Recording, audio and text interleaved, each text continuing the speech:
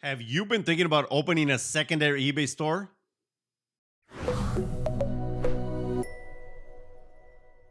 In this video, I'm going to give you the pros and cons of opening a secondary eBay store. And I know that a lot of you might be thinking, well, I don't want to start from scratch. I don't want to start another one. I don't want to pay extra fees and so on and so forth. But let me add some perspective. And of course, you don't want to be closed-minded, right? So stay open-minded, listen to the pros and cons, and then figure out whether it's right for you. But before we get to the pros and cons, let me tell you how a video like this works. You clicked on a thumbnail or a title because you wanted to learn about that, right? So I'm going to give you that information right away. But if you stay until the end, this is my weekly show where I show you what has sold in different types of items so that you can see what is possible for you. So stay until the end because I also answer questions and talk about comments left in other videos. So if you ever have something to say, leave it in the comments below. Plus, I also have a segment called Who Be Talking Shit because it's hilarious. People talk shit all the time. Now, let's start with the cons because I like to leave on a positive note. The first con is increased costs. Everybody probably thinks about this first because if you open a new store and you get the subscription model, you're going to have to pay for that subscription at the end of the month. You can always get the free store just fine, but eventually when you get enough product, then that's another fee coming out of your pocket. You also have increased costs when it comes to merchandise. You have to source for this store, and now you have to source for this store. You can't keep, just do one day this one day this one. You have to keep momentum in both stores. That means that it's going to cost you more money to buy more product. And you also have return on investment uncertainty. You don't know if the store is going to work. Con number 2 is very simple: double workload. If you have one store here and then a new store over here, then guess what? You're going to have double the workload. If you were doing 10 items and you want to do the same for this one, now you have to do 20 items a day. And what is going to happen, or what can happen, not necessarily going to happen, but what can happen is that you can have burnout. That means that maybe you're not ready to do that much work. And con number 3 is diluting your focus. What happens is that now you have 2 stores to take care of. Maybe you're going to have customer service issues. Maybe you're going to have issues with sending out offers, or you're not going to be messing with it as much. You're not going to be tweaking the titles and so on and so forth, because now you have split focus. That means you have to do twice the amount of work. What can also happen is that you can have inventory issues. That means that you're not going to have any time, or you're split too much to where you don't even know what to pick anymore. Maybe you used to source 100 items for this one store, but your second store is different. So now you have to source 100 items here, 50 items here, and you end up sourcing 20 and 20 because you just, get all jumbled. And those were 3 cons. I know that it sounds super negative, but remember, I always like to end in a positive note. So let's talk about the pros. What is the first pro that I want to talk about is niching down, because what they say is the riches are in the niches, or how I say it, the cash is in the stash. Well, when you niche down, it's a lot easier for you to focus. That means that if you have an everything store right now and you want to make a niche store on, say, just jeans, then good for you. It's going to be a lot easier for you to find product. The second pro is that you can make it operationally easier, because look, I have an eBay everything store, so I completely understand that when I go and ship something, it could be a t-shirt, it could be jewelry, it could be a big ass VCR, it could be anything. So operationally, it makes it more difficult to run a store like that. And when you niche down, guess what? It makes it so much easier for you to make good processes that make everything faster. Pro number 3 is increased exposure. And let me explain what I mean by this. The Cassini search engine, which is the eBay search engine, likes diversity. It likes to show a lot of different listings to the customer, not just from one seller. So for example, if you have 100 shirts that somebody is looking for, you're not going to be the first 100 listings that show up on there. It's going to be you, someone else, someone else, someone else, someone else, and so on and so forth, because it wants to show different shirts to the customer from different sellers. That way it doesn't alienate the sellers and the community can keep growing, which makes sense, right? So if you have a secondary store, guess what? It's going to show you over here and over here, more exposure. Pro number 4 is risk management. If you have 2 stores and something happens to one over here, then this one can keep going. That way you don't lose money, because it does happen. You might be at risk because you forgot to ship a bunch of things on time, because you have a high return rate, and so on and so forth. So you have to protect yourself as best you can. And pro number 5, and one of my favorites, is that you get to brand. You get to build an actual brand. That means that if you niche down far enough, then you only sell in one category. Guess what? Customers are going to continue to come back to you because they can go and find jeans with you, or they can go and find hats or electronics or whatever the case, and they're going to trust you. You're going to build that trust, and they're going to continue to give you money. And those were the 3 cons and 5 pros to opening a secondary eBay store. And as you guys know, I am not a fence sitter, so I am going to recommend something. Look, whether we like it or not, the reselling world is changing. Everything is getting more and more competitive. So how do you stay ahead of the game? How do you stay competitive? My recommendation is that you pick 1 to 2 categories and niche down. The reason you want to do this is because it makes it so much easier for you to go and source product. And more importantly, it makes it so much easier for the customer to understand your store. When they're in your store, let's just say that all you do is sell denim. They look at one pair of jeans because they want denim that day, and then they see another one, and they start adding more and more products to the cart. That means that you're going to get a higher sales volume because you have that one product that they want that day, and they just start buying a lot of it. And let me put it to you this way. This is what I tell my Posse members all the time. These are paid subscribers to the channel. I say this year's maxim or mantra or whatever you want to call it is the cash is in the stash. That means that your stash needs to get very specific so that you can make that cash. I hope that helps you decide whether opening a secondary store is for you.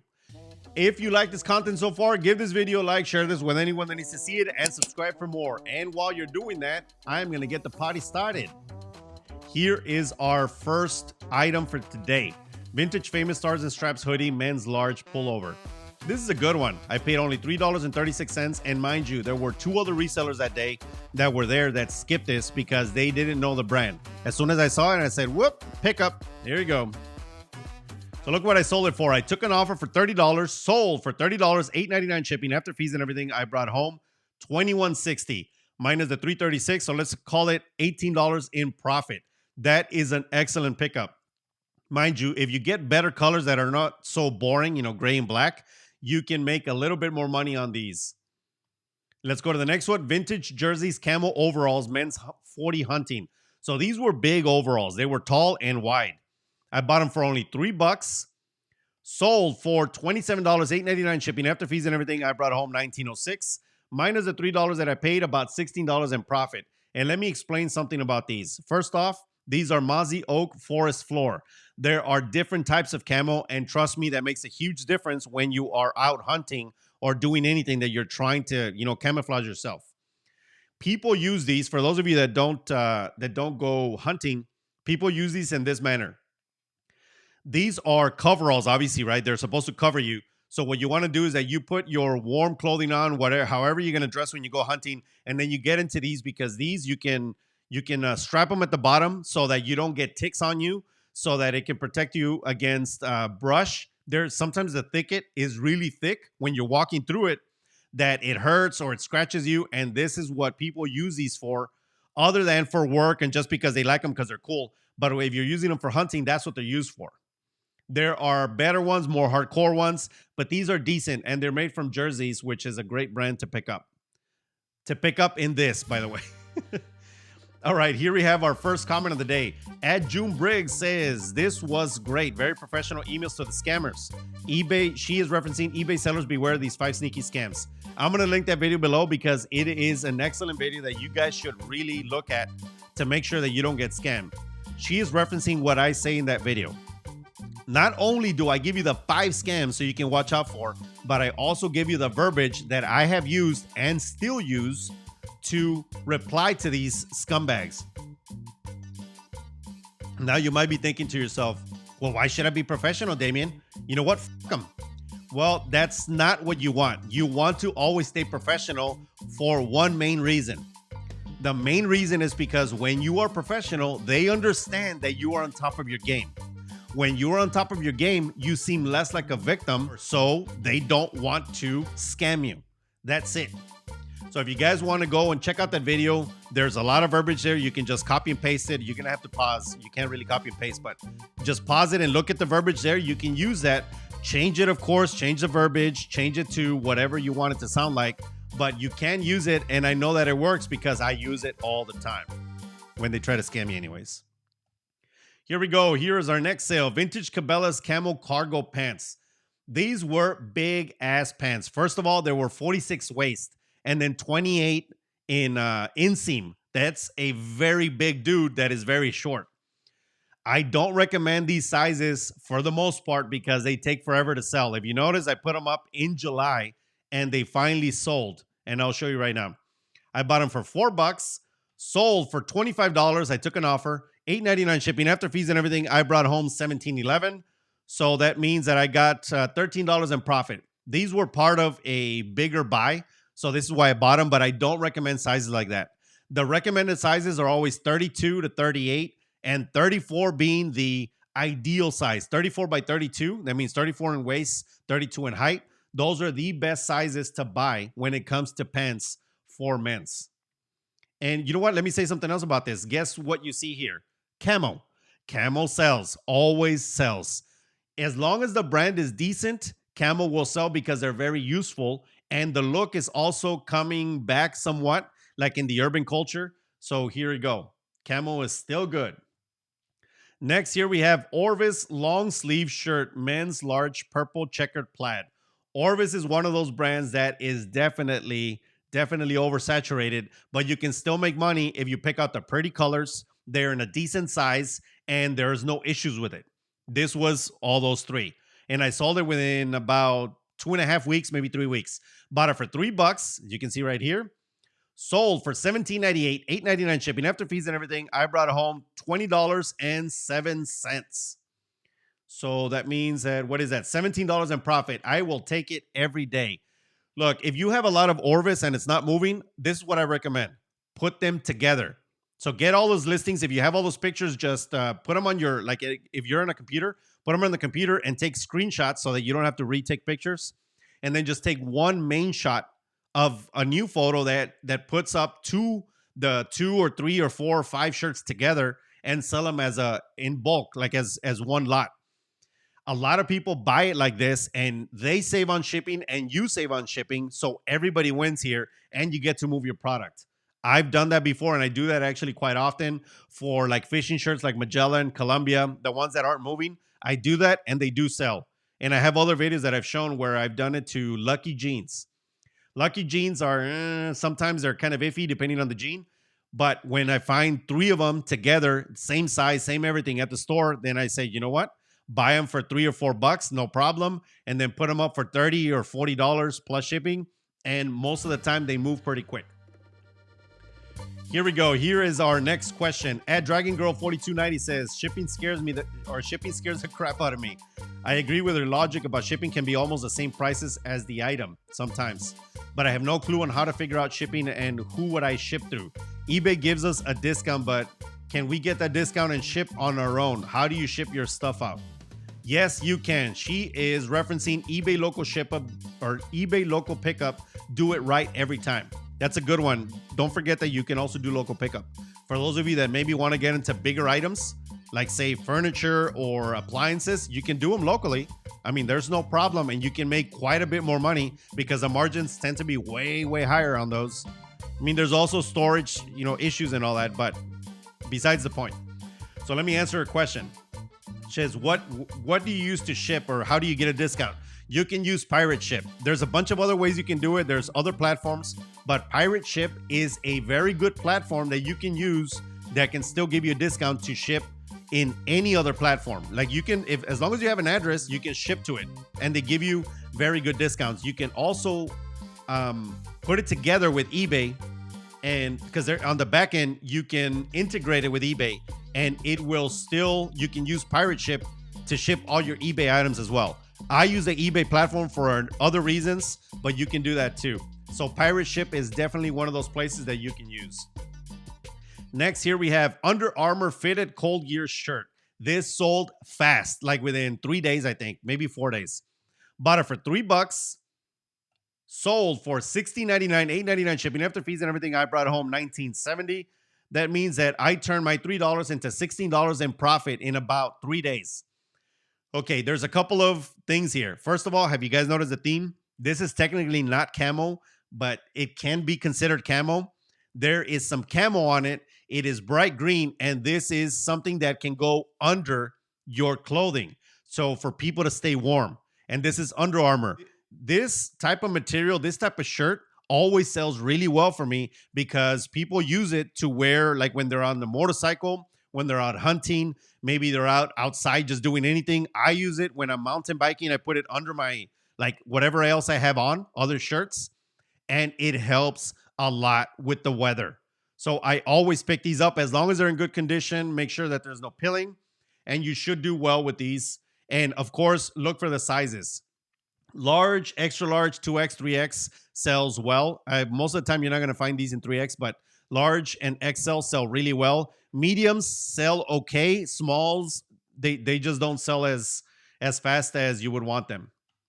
Next, here we have Clubroom Linen Long Sleeve Shirt, 2XL, white band collar. This is a great looking shirt. Mind you, I know a lot of you are rolling your eyes right now and saying, who the hell would pick up Clubroom? That's a stupid brand because it has a low sell-through rate.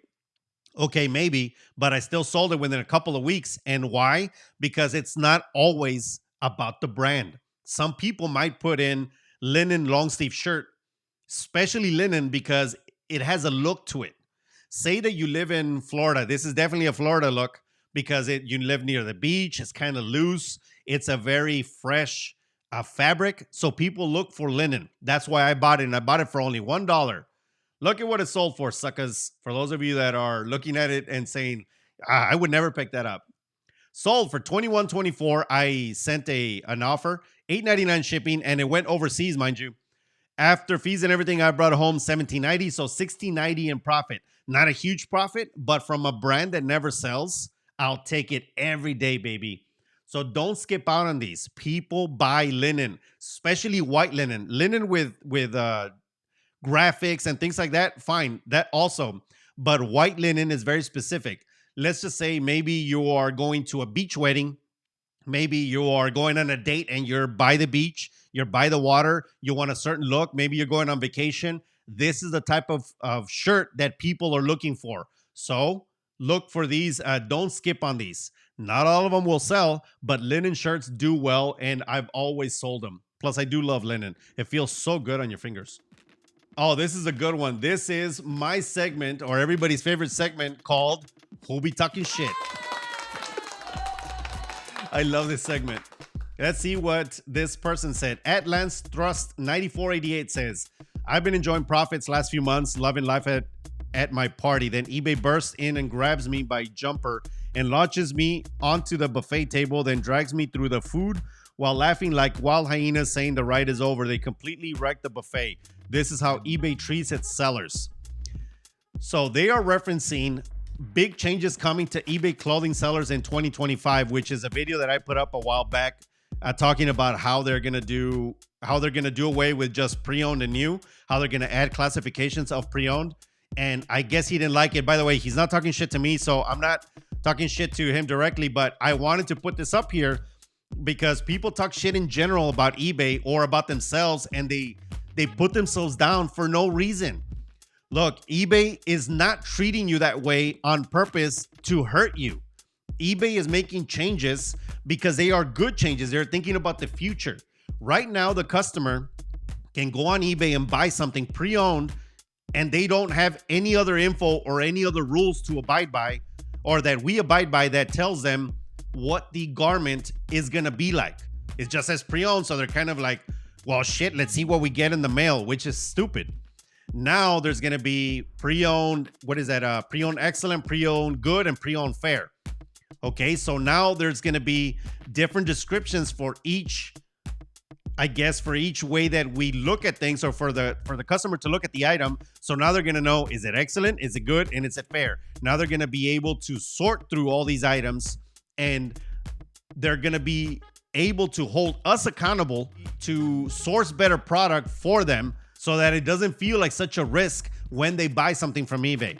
So, brother, thank you very much for putting this up. I really do recommend that you don't look at it in a negative way. Try to see it in a positive way and try to think bigger, because this will help all the sellers that are in the clothing categories. Well, actually, let me take that back. Maybe not all. Usually, the ones that it will hurt are the people that are just skating on by and not trying to do the best for the customer. So this week, brother, you made this week's We'll Be Talking Shit. Thank you very much for sending that in. Here we go. Here's our next one. Vintage Embassy Square Penners Western Wear Blazer. Look at that. That is definitely very Western. I bought it for $2. It took a while to sell. It took like 5 months, but these are slow movers and I knew that. Bought it for $2. Sold for $36.95, $8.99 shipping. After fees and everything, I brought home $26.79 minus the $2 that I pay for it, $24.79.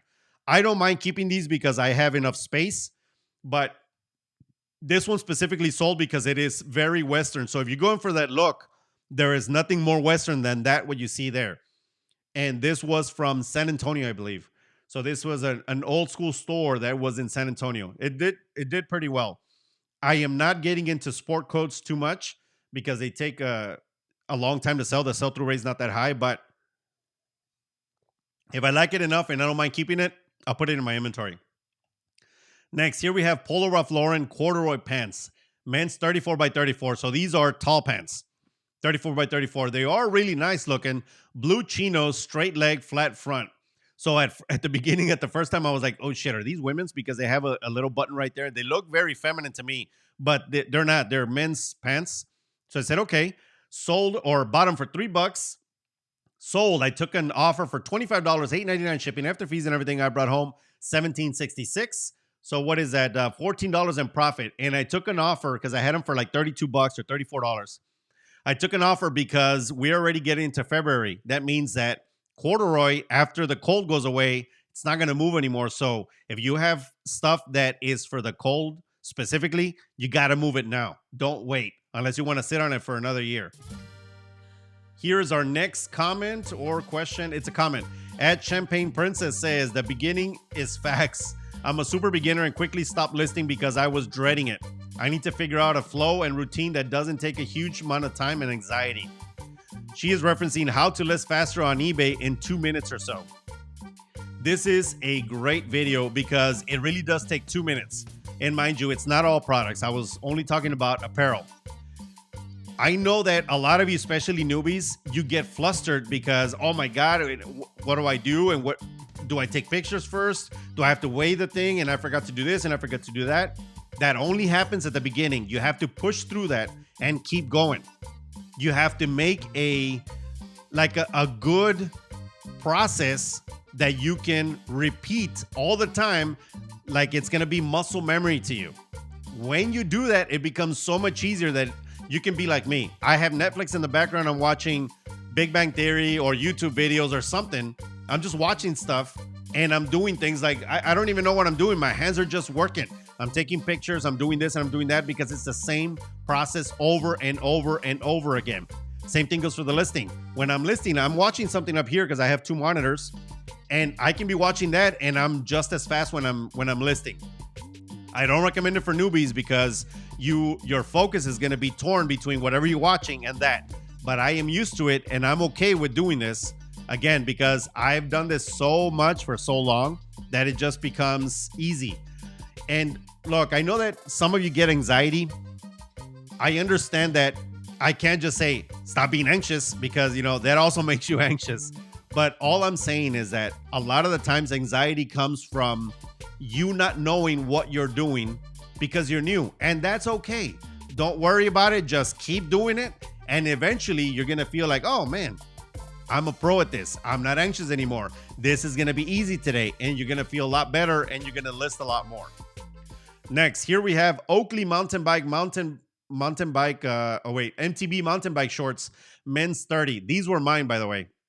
These were great shorts. And if you guys don't know how much these cost, they cost you about $80 at Oakley, and it comes with the chamois, which is like padded underwear for the seat. Because if you don't bike a lot, trust me, like you can get shaved. It hurts your ass when you're on the seat, when you're on the saddle all the time, like all day long. So you want padded shorts or padded underwear, which are called chamois. These are just the shorts though, because they didn't fit me anymore. Unfortunately, I gained a little bit of weight in the wrong areas. So I went up to a 32. These were size 30. I sold them for $20, $8.99 shipping. I did take an offer for this. And after fees and everything, I brought home $17.36. Oakley Oakley mountain bike shorts are very good. And trust me, because I do mountain bike all the time. They last. I've had a couple of spills with these. They never tore. They are very comfortable when they actually fit. They come with a built-in belt. They're just great. I had to upgrade and I got new ones, but these were awesome. So if you guys ever see them out and about, pick them up because they will be good. Okay, next, here we have Ariat M5 jeans, slim straight men's 31 by 32. And if you notice, I put parentheses 31 by 31 right there. It says distressed medium wash cowboy. So I started doing this because a lot of the times the jeans, when they come back, it's because they thought it was 31 by 32 and they didn't read the description. So now I have to put it at the title so they can understand that it changed, like they got shorter maybe because they shrunk when they washed them or something of the sort. So you want to make sure that you do that. You don't always have to do that, but I started doing it and it saved me on a few returns. So that's what I recommend. You can do whatever you like, whatever works for you. I bought them for $8, sold in a couple of weeks for, well, hurry, there we go. My computer's trying too hard because of everything that I'm doing right now. Sold for $29.74, $8.99 shipping. After fees and everything, I brought home $20.88. That means that I brought $12.88 in profit. That might not seem like a lot, but I still turned $8 into $12. Okay, let me say something about this. Not everything is going to make you $30, $40, $50 in profit. You can do that for sure, but it's going to be a lot harder for you to do that out and about if you're just thrifting. If you already have connections and can get you merchandise like that religiously, then you know what? By all means, do that. But these are realistic numbers of realistic jeans that you can find out in the wild. So I know that, I mean, shit, if you gave me an option, I would always want to get pants that sell for 50 or 60 bucks, but they're just not available. And making $12 in profit from 8, I'm okay with that. That is a good margin for me. Last but not least, let's go to the last comment. Here we go. Add profit first reseller. Great tips, bro. Excellent editing too. I wanted to put this up here because I wanted to talk about the editing of these videos. First off, he's referencing top 5 reasons eBay sellers fail. I just did this one last week. I really do take time to make all these videos because I want them to look good. Presentation matters. It's the same thing that I say about taking pictures, about when you ship product. Presentation matters. I just got so tired of watching other YouTubers do this. They just turn on the camera, and usually it's their shit camera from the monitor, from like their screen or from their laptop. Hello, today we're gonna be talking about jeans, and this is gonna be going on for 34 minutes straight, and I'm never gonna move, and I'm just gonna be like this. It gets so boring, and I know that some of you might not be looking at the screen because you're listening to it in the background as, for example, like not like a vlog, but like a podcast style. But those of you that are watching, I want to make sure that your eyeballs are happy. So I put in a little bit extra all the time to my videos so that you guys can enjoy them. It's the same way that I do it to my lives. If you guys haven't been on any of my lives, you should definitely get on. I do it once a month, a big live, and some of them I do like impromptu throughout the month. But the lives are awesome. It takes me a full week to prepare, and then one day, like I pre-prepare that day, and I only do that live that day, nothing else dealing with anything in my business, because I want to give you the best content possible. And I know that some of you are thinking, well, you know, as long as the information is good, fine. But I am a true believer in aesthetics matter. This is why when you go buy a car, yeah, you can buy the best car, like the shittiest looking Honda that will take you, 300,000 miles everywhere, but you want it to look good. This is what I'm trying to do with my videos. So thank you very much at Profit First Reseller. I love that. I really do enjoy that somebody recognized that, and it makes me feel good because I put in a lot of work into these videos. So thank you very much for that. I'm hoping that you guys love these videos as much as I do.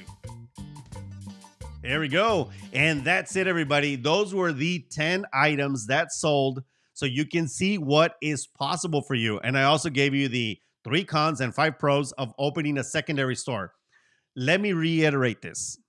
If you haven't thought about opening a secondary store, you need to do that. You need to start niching down because the cash is in the stash.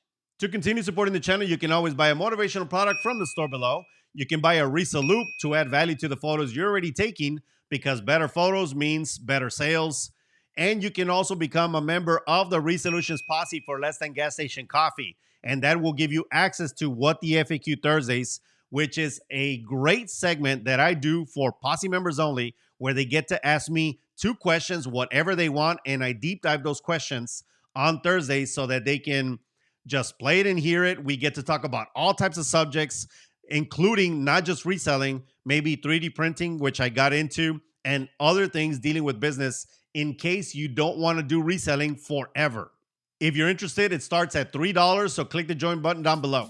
As always, give this video a like, share this with anyone that needs to see it, and subscribe to the channel if you haven't done so already so you don't miss awesome videos like this. See you in the next one. Peace. And cheers, everybody.